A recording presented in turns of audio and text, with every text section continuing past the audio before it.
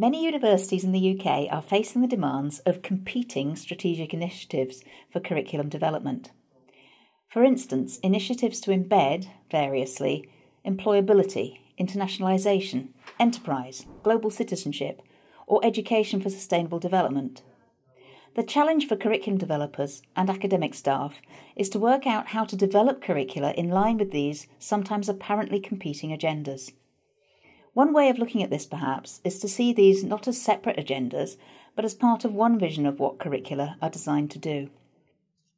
This diagram is an attempt to give an overview of some ways of thinking about the design of HE curricula in different ways to work from a perspective of information through to knowledge and eventually, perhaps, to wisdom and impact.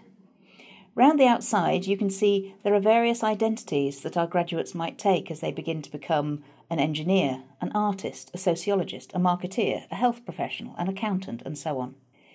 We can think of the curriculum in its widest sense as something that is made up not only of content, but as an entity comprised of the beings and doings of the people involved in creating and consuming it.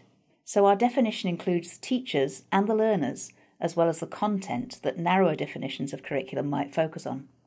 As students experience our curricula, we would expect that they will develop both an identity from their experience and a sense of agency in the wider world, perhaps most powerfully from the opportunity to do practical tasks. Sometimes there is a view that having a degree means having a set of skills and a body of knowledge that can be put to some use, but that use is sometimes not so well defined, at least in terms of why the curriculum has been configured in the way that it has.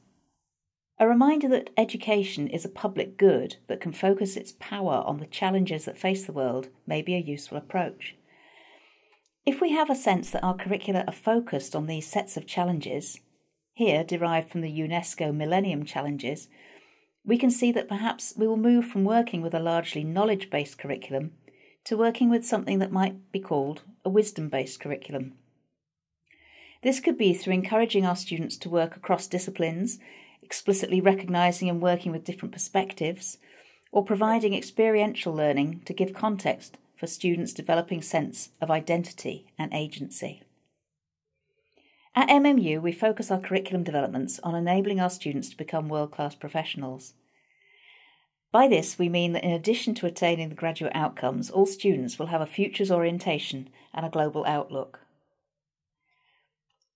We could use various terms to characterise the MMU curriculum, but in all our curricula, we try to embody the values of education for the public good, focusing on the development of a global professionalism for all students on our courses.